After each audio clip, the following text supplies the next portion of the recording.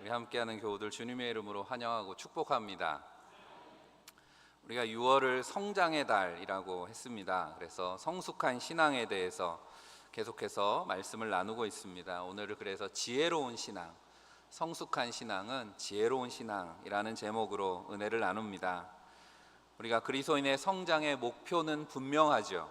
우리가 에베소서 4장 13절 말씀을 우리 6월 달에 여러 번 읽었습니다. 오늘도 같이 한번 다 같이 읽어보겠습니다.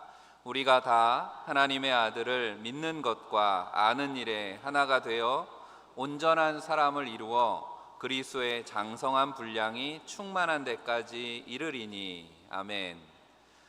우리 그리스도인의 성장의 목표는 분명히 성경에 말씀되어 있습니다. 예수 그리스도를 닮는 것입니다. 그리스도를 닮은 온전한 신앙으로 성숙하려면 말씀대로 하면 하나님의 아들을 믿는 것과 아는 일에 하나가 되어야 된다 그랬습니다. 오늘 말씀대로 지혜로운 신앙이라고 하는 건 이 아는 것에 대한 것이겠죠. 안다라고 하는 헬라어가 기노스코라고 하는 단어인데 히브리어에는 안다라는 단어가 야다라는 단어가 있습니다.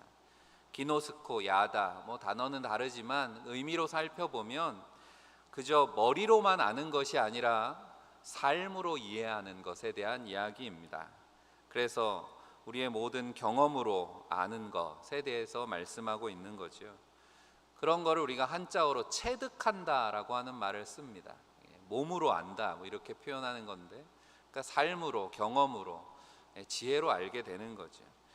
그리스도를 그렇게 체득하는 것이 어떤 것인가에 대해서 사도 요한은 요한일서 1장 1절 말씀에 보면 이렇게 표현했습니다. 태초부터 있는 생명의 말씀에 관하여는 우리가 들은 바요, 눈으로 본 바요, 자세히 보고 우리의 손으로 만진 바라 라고 말씀합니다. 그러니까 사도 요한은 예수님께서 공생애를 하시고 또 십자가에 달리시는 현장에서 또 부활의 자리에서 주님과 늘 함께 했던 사도이기 때문에 태초부터 있는 생명의 말씀이라고 표현한 건 당연히 예수님을 말씀하는 것일 테고, 주님과 동고동락했던 그의 사역의 삶 속에서 주님의 말씀을 듣고 또 주님의 사역을 눈으로 목격하고 또 부활하신 주님을 손으로 만져보기도 했을 거기 때문에 이렇게 말씀하는 거죠. 그래서 사도 요한의 고백을 들으면 어떻습니까? 그렇게 예수님과 함께 동고동락하는 그런 삶이 부럽죠. 나도 예수님 때 그 시대에 태어났으면 좋았을 걸 하는 생각을 해봅니다. 그런데 어떻습니까? 여러분, 예수님을 그렇게 눈으로 보고 손으로 만져보고 직접 눈앞에서 주님이 하신 말씀을 들었다면 우리가 지금보다 더 신앙생활 잘했을까요? 잘했을 것 같으면 아멘. 아멘 소리가 작은 이유는, 제가 이렇게 말하는 이유는 뭐겠습니까? 우리가 그렇게 생각할 수 있죠. 예수님 앞에서 내가 직접 코앞에서 말씀도 듣고 부활하신 주님 만져보고 했으면 물론 체험적인 신앙 때문에 내가 신앙생활 더 잘했을 수도 있겠다 그렇게 생각하지만, 그런 생각이 우리의 착각일 수 있다라고 하는 걸 성경은 우리에게 잘 보여줍니다. 왜 그래요? 중요한 건 눈으로 보고 손으로 만지는 것이 아니라 주님이 누구신가를 제대로 알아야 된다라고 하는 겁니다. 그분이 누구신가라는 걸 모르면 성경에 있는 많은 사람들처럼 예수님 시대에 그러면 그 많은 사람들이 다 예수님을 구주로 믿었어야 되는데 그렇지 않았다는 거죠. 오히려 주님을 눈으로 육신으로는 만나보지 못했지만 예수 그리스도가 누구신지를 알고 말씀을 듣고 진실한 믿음에 이른 사람들이 더 많았다는 겁니다. 중요한 것은 눈으로 보는 것보다 마음으로 믿는 것이 중요하다고. 예수님께서도 보지 못하고 믿는 자들이 더 복되다 그렇게 말씀하셨잖아요. 그래서 바울 사도도 어떻습니까? 물론 부활하신 주님을 환상으로는 보았지만 주님의 공생에 함께 사역했던 사도는 아니죠. 그런 사도 바울이 로마서 10장 10절에 뭐라고 고백합니까? 사람이 마음으로 믿어 의에 이르고 입으로 시인하여 구원에 이르느니라 말씀합니다. 이 시간 우리도 마음을 열어서 말씀하시는 주님 만나는 시간 되시기를 간절히 바랍니다. 온전한 사람이라고 하는 말씀을 헬라어는 텔레이오스라는 단어를 온전한 사람, 완전한 사람 이렇게 번역한다 그랬습니다. 그리고 그 말의 의미 속에는 어른, 성장한 사람이라는 뜻이 있다 그랬죠. 어린아이에서 어른으로 성장한다라고 하는 것에 대해서 성경이 예수님의 성장하시는 모습을 기록하고 있는 말씀이 누가복음 2장에 잠깐 나옵니다. 누가복음 2장이면 좀 특별한 기록이죠. 성경에 예수님의 어린 시절에 대한 말씀이 여기밖에 없기 때문에 누가복음 2장 40절에 보면 아기가 자라며 강하여지고 지혜가 충만하며 하나님의 은혜가 그의 위에 있더라 라고 하는 말씀에 이어서 예수님께서 12살이 되었을 때 있었던 한 사건을 기록하고 있습니다. 6월절이 돼서 예수님과 가족들, 아버지 어머니 요셉과 마리아가 예수님과 형제들과 함께 예루살렘에 순례를 하게 되죠. 유대인들이 6월절에 예루살렘 순례하는 그 순례객이 돼서 예루살렘을 다녀오는 길에 그만 아이 예수가 없어진 거예요. 그래서 다시 예루살렘으로 되짚어 가서 예수님께서 거기서 유대교 랍비들이죠, 성전에서 스승들과 함께 대화를 나누는 것을 보게 되었습니다. 그 장면에 누가복음 2장 47절은 듣는 자가 다 그 지혜와 대답을 놀랍게 여기더라 라고 말씀합니다.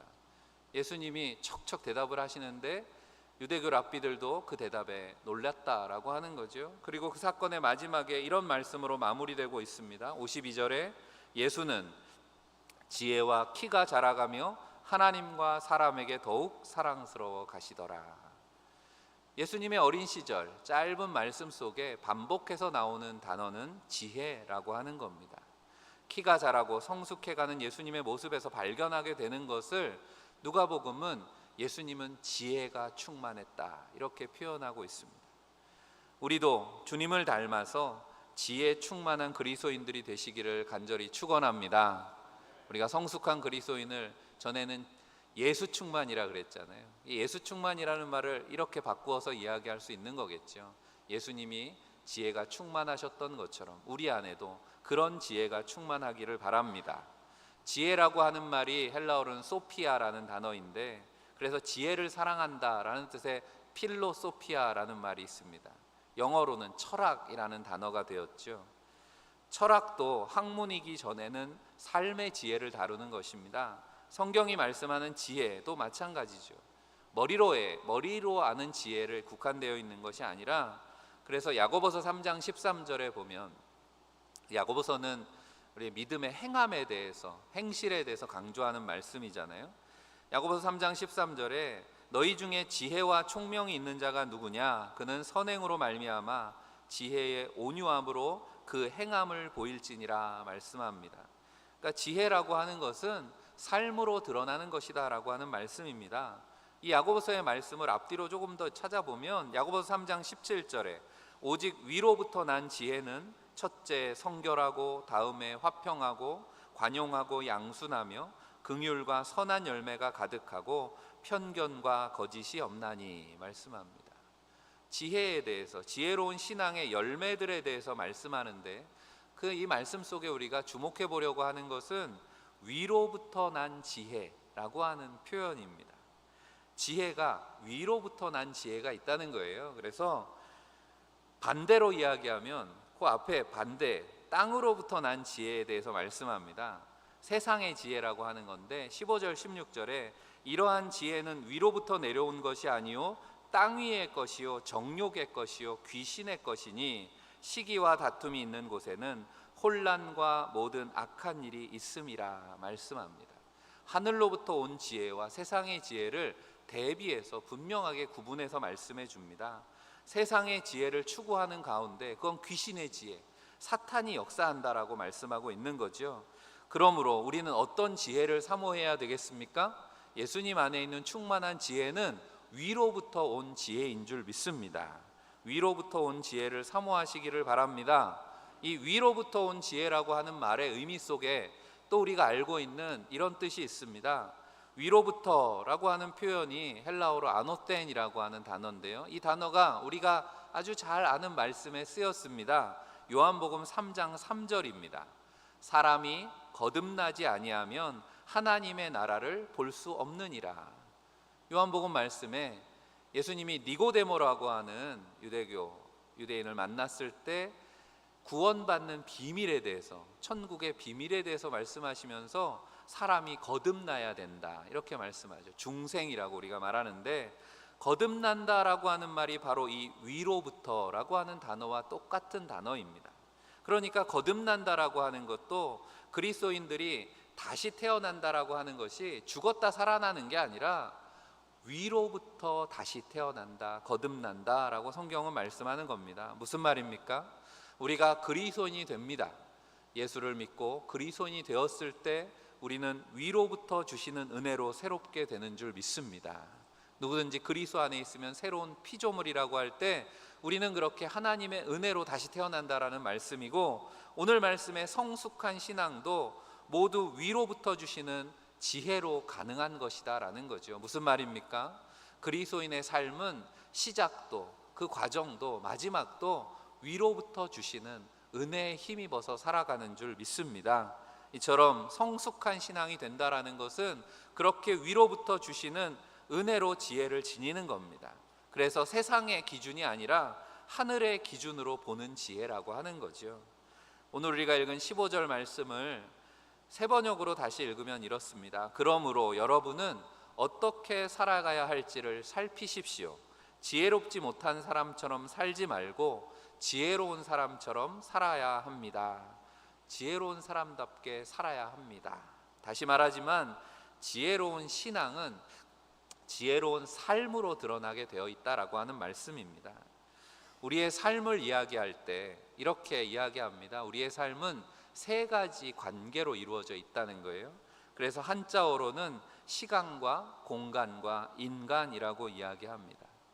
이게 다 사이 간자가 들어가잖아요. 때와 때의 사이, 장소와 장소의 사이, 사람과 사람 사이. 그래서 시간, 공간, 인간이라고 하는 것이 인간 삶을 어떤 규정 지우는 조건 같은 건데요. 이 세 가지 인간 조건과의 관계에 지혜로운 신앙의 비결이 들어있다라고 오늘 성경은 말씀하는 것 같습니다. 오늘 말씀을 통해서 우리가 생각해 보면 첫 번째로 지혜로운 신앙의 첫 번째 비결은 우리에게 주어진 이 시간을 어떻게 살에 달려있다라고 하는 거죠. 결론부터 말씀드리면 순간의 가치를 아는 신앙이 지혜로운 신앙이라고 하는 겁니다. 여러분에게 주어진 순간순간 시간의 가치를 알고 계십니까? 오늘 성경은 16절에 세월을 아끼라 때가 악하니라 우리에게 이렇게 말씀하고 있습니다. 다른 성경 번역에 보면 때가 악하다 세월을 아끼라 라는 말씀을 지금은 긴박한 때입니다 이렇게 번역했습니다. 바울이 에베소서를 기록할 때 에베소 교인들에게 여러분 지금 세월이 악합니다, 긴박한 때입니다 이렇게 전하고 있는 건데요. 오늘 우리의 때는 어떻습니까? 여러분이 생각하시기에 우리의 때는 어떻습니까? 시대가 악하다라고 하는 것은 초대교인들의 신앙대로 생각하면 종말이 얼마 남지 않았다. 초대교인들은 그렇게 생각했어요. 주님 곧 오실 거라고 믿었어요. 종말론적인 신앙을 가지고 순교도 마다하지 않고 그렇게 신앙생활에 열심을 냈습니다. 심판의 때가 멀지 않았다라고 그렇게 믿었다는 거죠. 우리가 세상이 악하다, 긴박한 때이다라고 하는 것이 그런 의미로도 받아들일 수 있지만 또 어떻습니까? 이제 2000년이라고 하는 시간이 흘렀습니다. 그때도 긴박한데 지금도 긴박합니다. 뭐가 긴박한다는 겁니까? 우리 눈에 보이는 세상의 이면에는 언제나 사탄의 계략이 숨어 있다라는 의미에서 우리가 경계하고 세상을 분별해야 된다라고 하는 의미를 담고 있는 겁니다. 그래서 17절에 그러므로 어리석은 자가 되지 말고 오직 주의 뜻이 무엇인가 이해하라 말씀합니다. 세월을 아끼는 비결입니다. 성경이 말씀하는 어리석다라고 하는 것은 영적인 무지를 뜻하는 거죠. 그래서 시편 14편 1절이 말씀하는 것처럼 어리석은 자는 그 마음에 이르기를 하나님이 없다 하는도다. 그들은 부패하고 그 행실이 가증하니 선을 행하는 자가 없도다. 앞서 말씀과 연결해서 생각해 보면 하나님을 모릅니다. 그러니까 지혜가 없습니다. 그러니 그들의 행실은 가증하고 선을 행하는 자가 없이 무지한 삶을 살고 있다라고 하는 겁니다. 하나님이 없으면 지혜도 없다는 거죠. 성경은 분명히 말씀합니다. 하나님께서 이 세상을 만드셨다고. 그래서 우리가 오늘도 사도신경으로 고백합니다. 나는 전능하신 아버지 하나님 천지의 창조주를 믿습니다. 우리의 신앙은 여기에서부터 시작된다고 제가 자주 말씀을 드립니다. 인생도 시간도 모두 하나님의 창조물로서 주님께 속한 것이다라고 하는 것이 우리의 신앙의 가장 바탕에 있는 것이다라고 하는 거죠. 그런데 그런 창조의 신앙이 없는 세상은 어떻습니까? 하나님이 만드셨다는 고백이 없어지면 이 세상은 어디에서 나온 겁니까? 그러니까 결론이 뭡니까? 우연히 생겼다라고 하는 거죠. 세상이 그저 우연히 생겨났다는 겁니다. 어쩌다 보니까 나는 세상에 태어났습니다. 그러니 의미도 모르고 목적도 모르고 내 맘대로 살아갑니다. 그래서 성경이 어리석다고 말씀하는 게 뭡니까? 하나님을 모르는 무지한 인생이라고 하는 거죠. 지혜는 그래서 하나님을 아는 데서부터 시작하는 줄 믿습니다. 잠언 9장은 분명히 말씀합니다. 10절 11절에 여호와를 경외하는 것이 지혜의 근본이요 거룩하신 자를 아는 것이 명철이니라. 하나님을 알아야 지혜가 생깁니다. 그리고 이어지는 11절에 나 지혜로 말미암아 내 날이 많아질 것이요 내 생명의 해가 내게 더하리라. 세상을 사는, 우리에게 주어진 짧은 시간을 사는 지혜가 바로 여기에 있다는 거지요. 이 마지막 때의 시간을 살리는 길이 하나님을 아는 지혜에 달려 있다는 것을 믿으시기를 바랍니다. 그래서 세월을 아끼라 라는 말씀을 공동 번역으로 읽어보면 여러분에게 주어진 기회를 잘 살리십시오 이렇게 번역했습니다. 세월을 아끼라 라는 말을 기회를 살리라고 왜 번역했냐면 세월이라고 하는 이 단어가 여러분 많이 들어보셨을 거예요. 헬라어로는 카이로스라고 하는 단어이기 때문에 그렇습니다. 헬라어의 시간을 칭하는 단어는 두 가지가 있습니다. 크로노스와 카이로스입니다. 크로노스라고 하는 건 우리가 지금 몇 시야, 얼마나 시간이 지났어 할 때 하는 그 시간입니다. 흘러가는 시간, 양적으로 계산할 수 있는 시간을 크로노스라고 하지만 카이로스라는 시간은 계산할 수 없는 시간입니다. 시간의 가치를 표현하는 단어입니다. 양으로 평가할 수 없고 그래서 기회라고 번역한 것입니다. 어떤 기회입니까? 하나님이 은혜로 주시는 기회입니다. 그래서 우리의 시간은 하나님이 주시는 기회라고 번역한 것입니다. 어쩌면 우리가 믿음을 가지고 산다라고 하는 것은 이렇게 은혜로 주시는 기회를 붙들고 사는 것인지 모르겠습니다. 하나님께서 우리에게 24시간, 1년 365일 똑같은 시간을 주셨다 생각하지만 그 시간을 그저 흘러가는 세월로 받아들이는 사람과 하나님이 나에게 맡겨주신 은혜의 때, 기회라고 여기는 사람이 시간을 대하는 태도는 달라질 수밖에 없습니다. 세상에 태어났으니 그저 주어진 시간이 아닙니다. 우리에게 하나님께서 은혜의 선물로 주신 때라는 사실을, 기회라는 사실을 기억하시기를 바랍니다.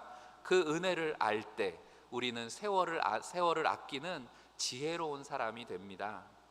원어에 아끼다라는 말이 속량한다라는 단어의 뜻으로도 사용되었습니다. 속량한다는 게 뭡니까? 예수님께서 십자가에 피 흘리시고 우리를 위해서 죽으심으로 인해서 죽을 우리의 생명을 살려주신 거죠. 우리의 죄값을 대신 치르시고 우리의 생명의 값을 지불하셔서 우리를 살려주셨다라는 것을 속량했다라고 성경은 표현합니다. 그 말이 세월을 아끼라라는 단어와 같은 의미라는 겁니다. 그 말은, 세월을 아끼라라는 말은 세월을 살리라라고 하는 말씀도 된다는 거죠. 반대로 세월을 살리는 말의 반대는 뭐겠습니까? 세월을 죽이는 거죠. 영어로도 세월을 죽인다고 표현합니다. 킬링 타임이라고 표현하죠. 허송세월한다, 우리말로는 한자어로. 빌허자 보낼 송자입니다. 그냥 빈 시간으로 보내는 겁니다. 세월을 낭비하는 겁니다. 여러분은 시간을 살리고 계십니까? 죽이고 계십니까? 그리스도인은 시간을 살리는 사람들인 줄 믿습니다.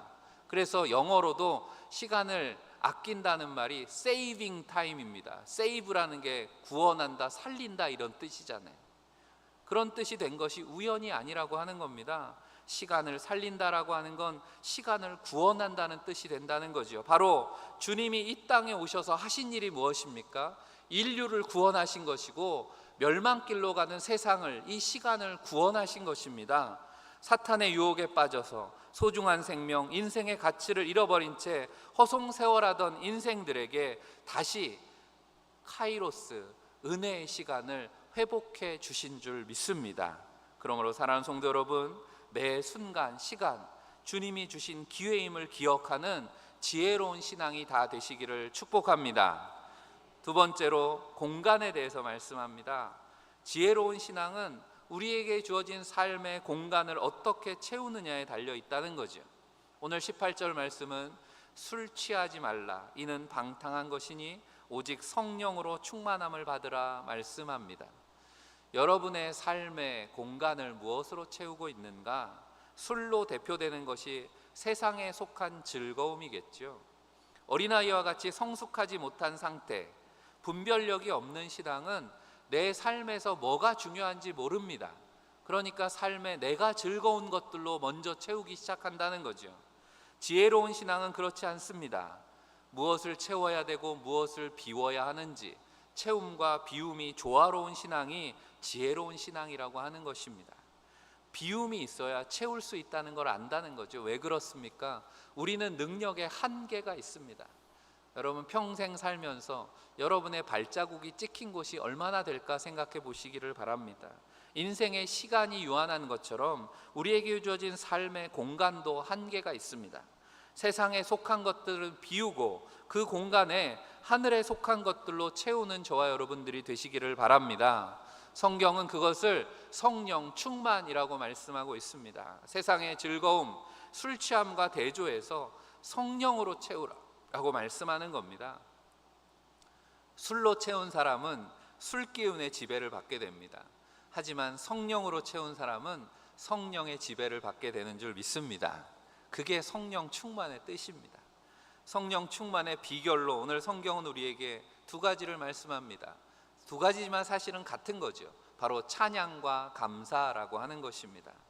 찬양은 그리스도인에게 있어서 강력한 무기라는 것을 성경은 자주 말씀합니다. 오늘도 설교를 시작하면서 우리 성가대의 은혜로운 찬양이 저에게 응원가처럼 들렸다 말씀을 드렸습니다. 바울도 빌립보 감옥에서 그런 경험을 했잖아요. 감옥에 갇혀 있을 때 캄캄한 감옥에서 바울과 실라가 하나님을 뜨겁게 찬양하고 기도할 때 그들을 묶고 있던 사슬이 풀려졌고 또 죄악 가운데 죽어있던 간수가 그 가정이 예수 이름을 믿고 구원을 받게 된 것을 복음의 역사가 우리에게 전해주고 있습니다. 우리가 자주 경험합니다. 여러분 찬양을 열심히 불러보세요. 그럼 찬양할 때는 잡념이 사라집니다. 다른 생각들을 하지 않게 되죠. 무슨 말입니까? 찬양한다라고 하는 건 주님께만 집중하는 일이다라고 하는 겁니다. 성령 충만한 삶은 그런 거죠. 날마다 우리의 삶을 주님께 집중하는 것입니다. 주님이 나의 전부가 되시는 것이고 내가 그리스도 안에 거하고 그리스도가 내 안에 거하는 연합의 삶이 되는 거죠. 그렇게 되면 바울이 고백하는 것처럼 내가 사는 것이 아니고 내 안에 그리스도가 주인 돼서 사시는 것, 그게 바로 성령 충만한 삶이라고 하는 겁니다. 그렇게 그리스도의 지혜가 나를 지배함으로 자연스럽게 우리는 주님의 뜻을 행하는 사람이 되는 줄 믿습니다. 내 삶을 성령으로 채운다라고 하는 건 또 하나는 감사하는 것입니다. 감사에 대해서는 제가 워낙 많이 말씀을 드렸기 때문에 짤막하게 그리스도 예수 안에서 우리를 향하신 하나님의 뜻이 감사라고 성경은 말씀합니다. 매일의 삶에서 순간마다 감사한다라고 하는 건 삶을 찬양으로 채운다는 것과 사실 같은 거죠. 모든 순간 모든 일에 감사한다는 것은 우리의 범사를 하나님의 손에 맡기는 거죠. 내 삶의 모든 순간이 하나님의 뜻을 따라 이루어집니다 고백하는 겁니다. 그래서 생각을 기도로 바꾸고 기도를 감사로 채우라고 그렇게 자주 말씀을 드렸습니다. 모든 일을 감사한다라고 하는 건 하나님의 시선으로 바라보는 겁니다. 잘 되든 못 되든 하나님이 하셨습니다 고백한다면 우리의 삶은 감사로 채워지게 됩니다. 내가 하려고 하는 교만과 욕심이 내 뜻대로 되지 않을 때 우리는 불평하고 불만을 갖게 되는 거죠. 하지만 다 하나님이 하셨습니다 믿음으로 고백하며 순종할 때 우리의 삶은 감사로 채워지게 될 줄 믿습니다. 이 찬양과 감사라고 하는 것이 우리가 하나님께서 우리를 인도하시는 기도의 모습이기도 하다는 거죠. 하나님이 기뻐하시는 기도는 찬양과 감사로 채워지는 기도입니다. 성령 충만으로 기도한다라고 하는 것이 결국 하나님이 원하시는 기도의 모습이고 그 기도는 하나님의 뜻을 구하고 하나님의 역사를 찬양하고 하나님이 하신 일을 감사하는 성령의 지배를 받는 기도라고 하는 겁니다. 찬양과 감사로 우리에게 주어진 삶의 공간을 성령의 다스리심으로 가득 채우기를 간절히 축복합니다. 마지막으로 지혜로운 신앙은 모든 관계를 소중하게 여깁니다. 인간이라고 하는 말 속에 이미 관계가 들어있는 말이잖아요. 사람과 사람 사이라고 하는 말이 인간입니다. 신앙인이 아니더라도 우리는 늘 관계 가운데 살아가게 되어 있습니다. 내 의지와 상관없이 주어지는 관계도 있습니다. 우리가 태어났을 때 부모와 자녀의 관계, 형제들과의 관계는 내가 선택할 수 있는 관계가 아니죠. 그리고 우리에게 선택으로 주어지는 관계도 많이 있습니다. 어떻든 이 모든 관계의 주권이 하나님께 있습니다 라고 하는 고백이 지혜로운 신앙인의 자세라고 하는 것입니다. 오늘 본문 이후에 나오는 말씀은 성숙한 그리스도인이 하나님이 만들어주신 관계를 어떻게 대해야 되는가에 대한 말씀이고, 그 말씀의 시작이 오늘 마지막 21절입니다 21절까지 읽었지만 사실 21절은 그 뒤에 나오는 말씀의 서두에 해당하는 것인데요, 같이 한번 21절을 읽어보겠습니다. 그리스도를 경외함으로 피차 복종하라. 아멘. 그리스도를 경외함으로 피차 복종하라. 그리스도를 두려워하는 마음으로 피차 복종하라 라고 하는 것입니다. 모든 관계를 대하는 바탕에 그리스도에 대한 두려움을 가지라 라고 말씀합니다. 이 이어지는 말씀은 부부관계부터 시작합니다. 왜냐하면 성경의 창세기에 보면 태초에 하나님께서 모든 관계의 시작으로 부부를 만들어 주셨다는 거죠. 가정이 모든 관계의 시작이라고 성경은 말씀하는 겁니다.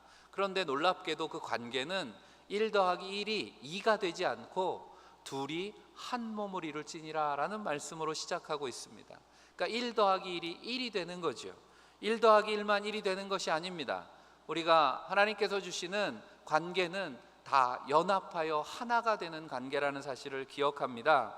부부의 관계에서 부모와 자녀의 관계로, 종과 상전의 관계로 이어지는 말씀은 계속 관계가 확대되어 나옵니다.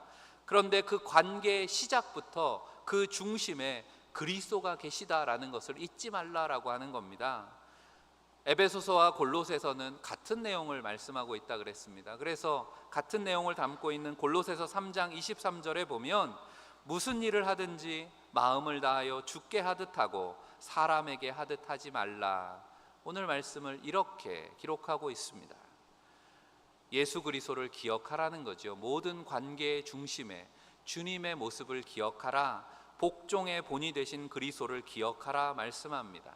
하나님의 뜻에 전적으로 자신을 맡기시고 말씀을 믿고 따르셨던 주님이 어떻게 모든 관계를 대하셨는가?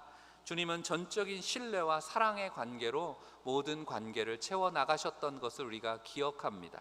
사랑하는 성도 여러분, 위로부터 오는 지혜를 의지하는 삶이 되시기를 바랍니다. 우리에게 하나님께서 은혜로 베풀어 주시는 모든 시간을, 그 가치를 소중히 여기고 아끼시기를 바랍니다. 감사와 찬양으로 성령 충만한 삶으로 채우시기를 바랍니다.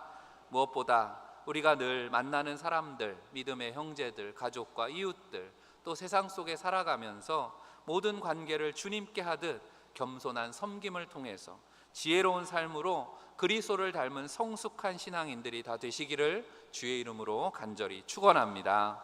기도하겠습니다.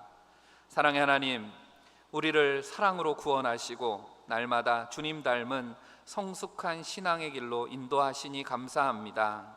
악한 세상과 짝하지 않도록 우리의 약함을 불쌍히 여겨 주옵소서. 그래서 어리석은 세상의 지혜가 아니라 위로부터 주시는 거룩한 지혜로 날마다 우리의 삶을 채워 주옵소서. 그래서 우리에게 맡기신 시간, 공간, 사람들과의 모든 관계 가운데 성령으로 역사하셔서 오직 주님만을 기쁘시게 하는 거룩한 삶이 되게 하여 주옵소서.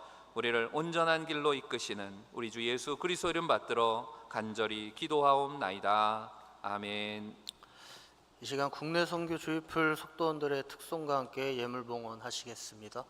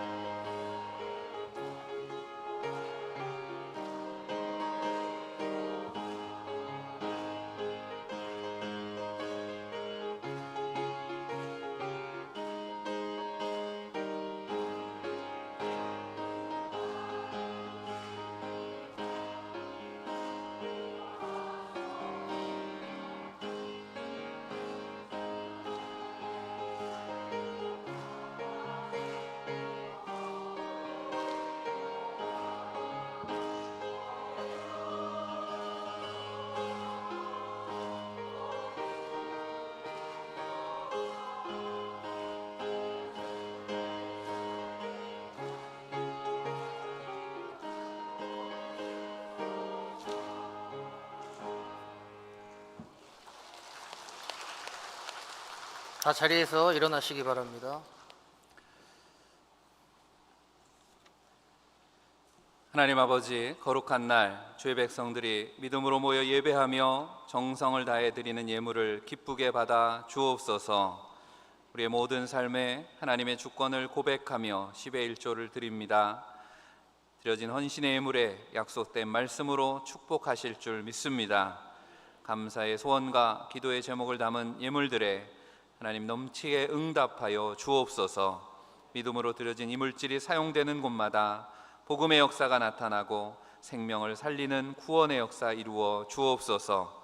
전쟁과 재난과 질병과 고통으로 가득한 인생들을 위로하시고 하늘의 지혜로 날마다 평화를 주실 줄 믿으며 우리 주 예수 그리스도 이름 받들어 간절히 축복하며 기도하옵나이다. 아멘.